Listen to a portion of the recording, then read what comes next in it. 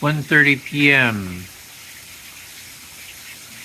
There's a light breeze and a lot of rain.